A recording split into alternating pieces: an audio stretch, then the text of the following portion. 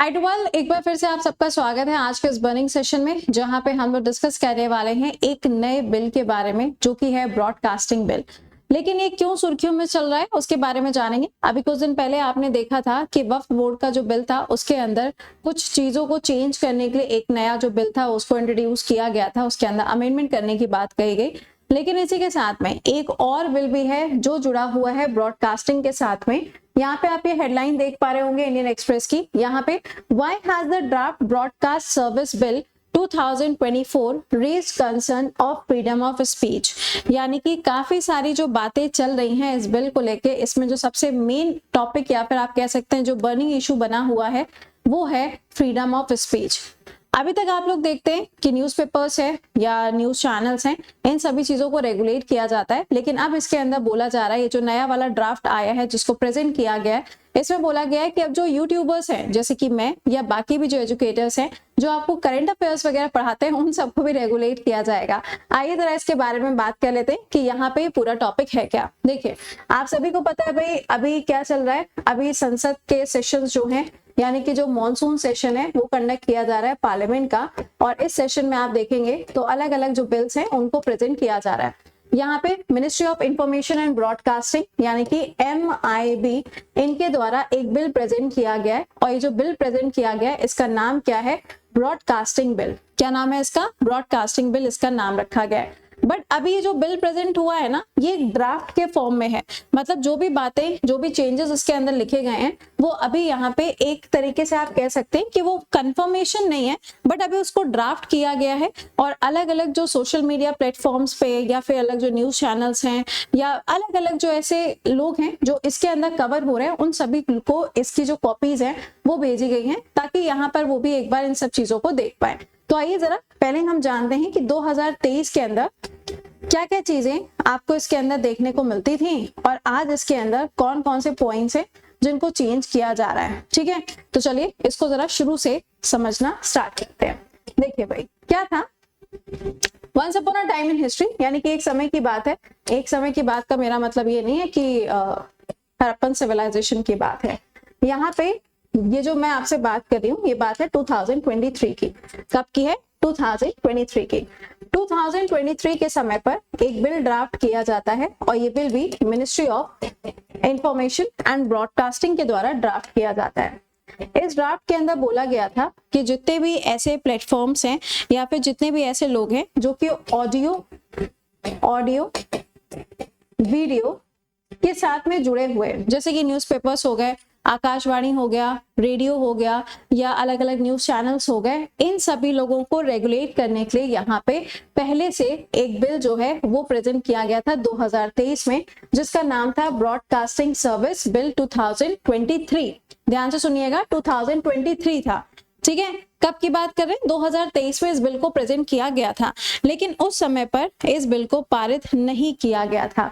इसके अंदर यह भी बोला गया था कि जितनी भी चीजें ऐसी हैं जो हमारे कल्चर, हमारे ट्रेडिशन, हमारा समाज, इन सब से जुड़ी जो भी चीजें हैं, एक तक जितनी भी चीजें या फिर A to Z जितनी भी चीजें हैं, हर एक चीज को इसके अंदर इंक्लूड किया गया था।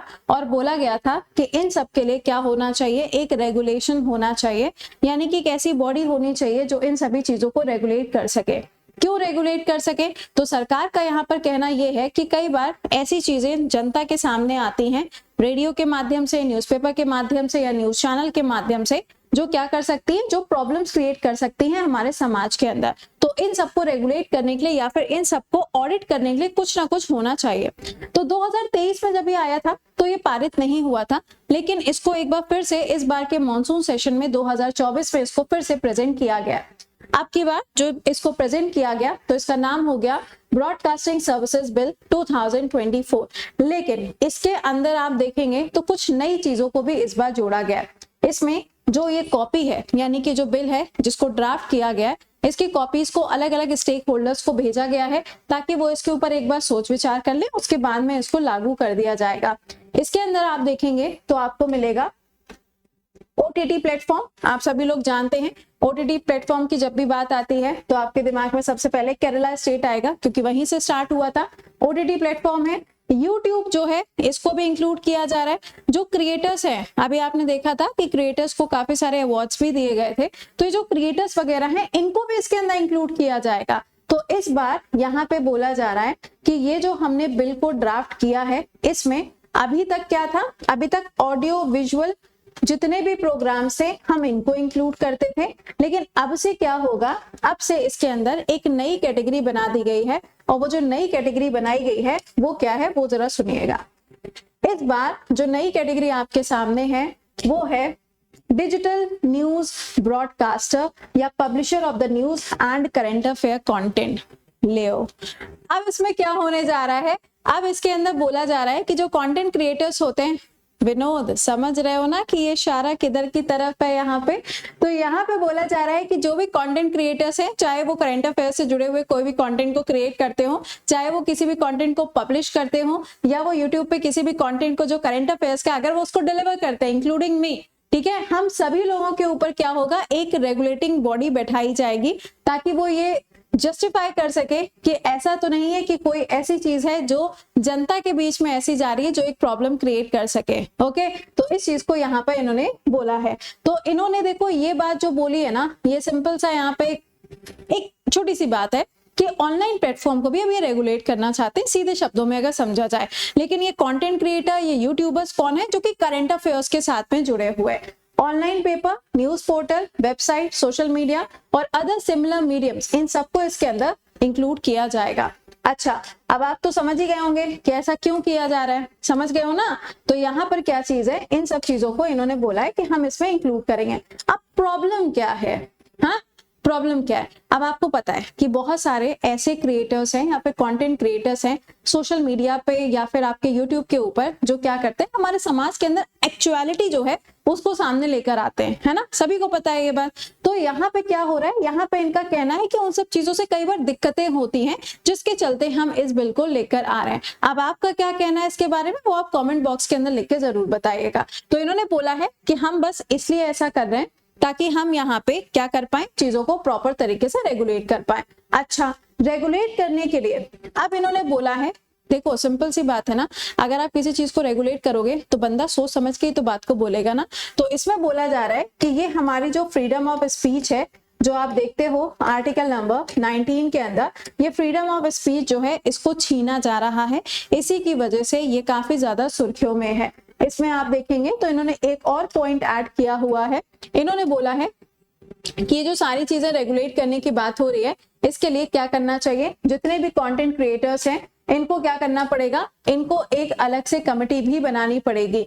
एक ऐसी कमेटी जो क्या करेगा, इनके कंटेंट को इवैल्यूएट करेगा, मतलब देखेगा कि ऐसा कुछ भड़काऊ तो नहीं है इसके अंदर, ऐसा तो कुछ नहीं है जो प्रेजेंट टाइम पे सेंटर को किसी तरीके से इफेक्ट कर रहा हो, मतलब ऐसा कुछ नहीं होना चाहिए। तो इसलिए इन्होंने बोला है कि भैया देखो, कोई भी कंटेंट क्रिएटर है तो उसके पास में क्या होना चाहिए, एक कमेटी होनी चाहिए। और मान लीजिए आपने कमेटी नहीं बनाई, और कमेटी ना बनाने के बाद में आपका जो कंटेंट है वो आया लोगों के सामने, जनता के सामने, समाज के सामने, और अगर उससे कोई प्रॉब्लम होती है तो फिर आपके ऊपर फाइन लगेगा, ठीक है। तो ये चीज इन्होंने मैंडेटरी की है कि भैया ये तो होना ही होना है। तो कंटेंट के लिए यहाँ पर बोला जा रहा है कि भैया आपको एक कमेटी भी बनानी पड़ेगी, अगर नहीं बनेगी तो फिर आपको क्या करना पड़ेगा, फाइन भी देना पड़ेगा। तो इसी वजह से ये काफी ज्यादा सुर्खियों में है।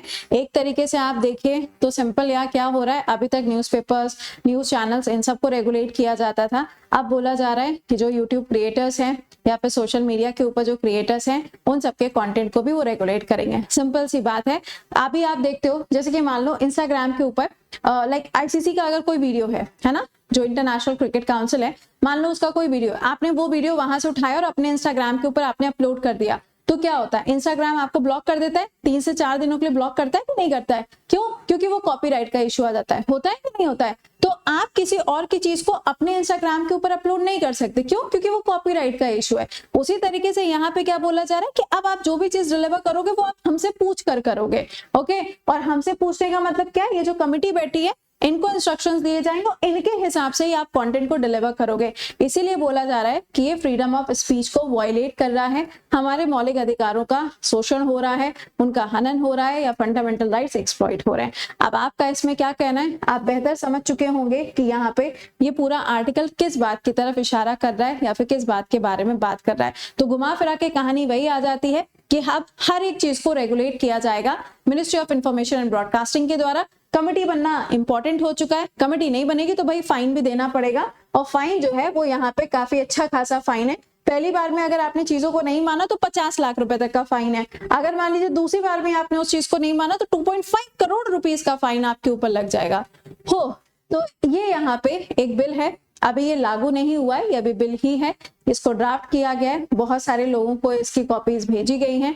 अब इसके ऊपर डिस्कशन होगा, डिस्कशन होने के बाद में अगर कोई इफ और बट नहीं आया तो ये पारित भी हो जाएगा, ठीक है। क्योंकि आपको पता होना चाहिए जहां पे मेजोरिटी होती है वहां पे क्या होगा, कोई भी बिल को पारित होने में ज्यादा समस्या नहीं आती है ना। चलिए अब आप बताइएगा किसके बारे में आपकी क्या राय है, जेन्युइन राय आपकी क्या है वो कमेंट बॉक्स में लिख के जरूर बताइएगा। मिलेंगे अब आपसे हम सुबह 7 बजे के सेशन में करंट अफेयर्स में। टिल देन खुश रहिए, मुस्कुराते रहिए, keep learning, keep revising, bye bye and take care to all.